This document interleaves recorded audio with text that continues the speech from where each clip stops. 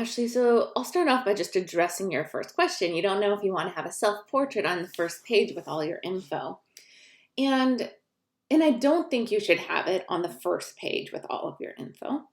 I think then we open your portfolio and we think it's about portrait. We don't know that this is a self-portrait, and having all of your information there would be a lot. So what I would encourage you to do is to, if you want to include the self-portrait, to do that at the end of the series. So after we look at all of your images, if you want to include a self-portrait with your artist statement, I think that could work well at the end of what you're turning in.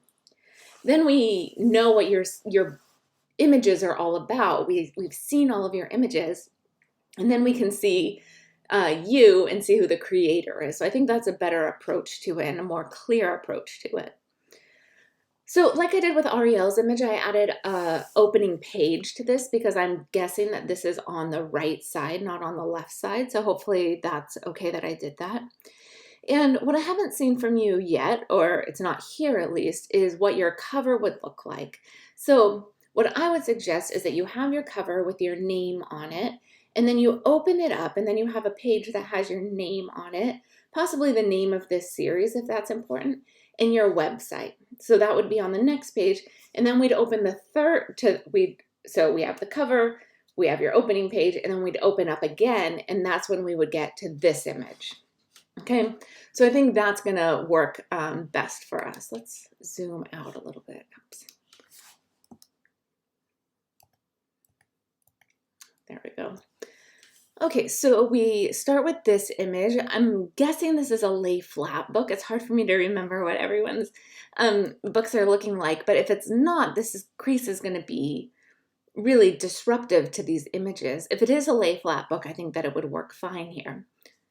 And then we come to your next image, which is your skull, and having two images with the line down the middle might be a little bit rough. So I might push one of these images to the right so that the skull would be kind of over here, and maybe the spread would be like this, right? It wouldn't come all the way across. It would just come part of the way across, and then that line would be coming through the veins over here opposed to through the middle of the face for the second image. And then you have these two images, which are your vertical images, and you have those facing each other.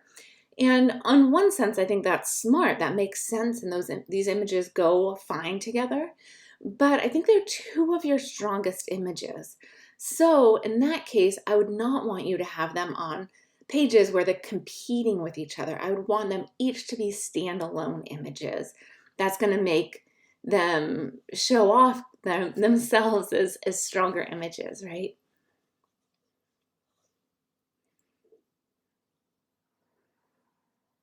Yeah, I'd say this is one of your stronger images as well. So it's again competing a little bit, though these images both have the pink in them and they both have something kind of splashing or steaming out. So in that sense, they work well together, but I think they both deserve their own page. And hopefully you're aware that you could have a vertical image with a horizontal image, and that could be a layout for you as well. So you don't necessarily need to just pair your vertical and vertical images. You could pair a vertical and a horizontal image. These images actually work pretty well together with the coloring and the smoke in both of them. We can move back and forth. You'll just want to make sure that it's very clear that they're two different images, because it almost could be like they're one image coming together because there's so many similarities between the two. Okay, and that's it. So this is where I would say this would be a good place for you to have your picture of yourself, your self-portrait, and your artist statement. All right, so this is coming together. I'll put a couple of layouts in here for you as well, so you can see what I'm talking about when I'm saying a vertical and horizontal could be on the same page together, so you don't feel as limited. I think there are simpler images, like this is a fairly simple, straightforward image, and that could pair well with another image without it being distracting from one another. But overall, I think I would lean more towards your images being on single pages instead of competing with one another, because you do have a lot going on each of them.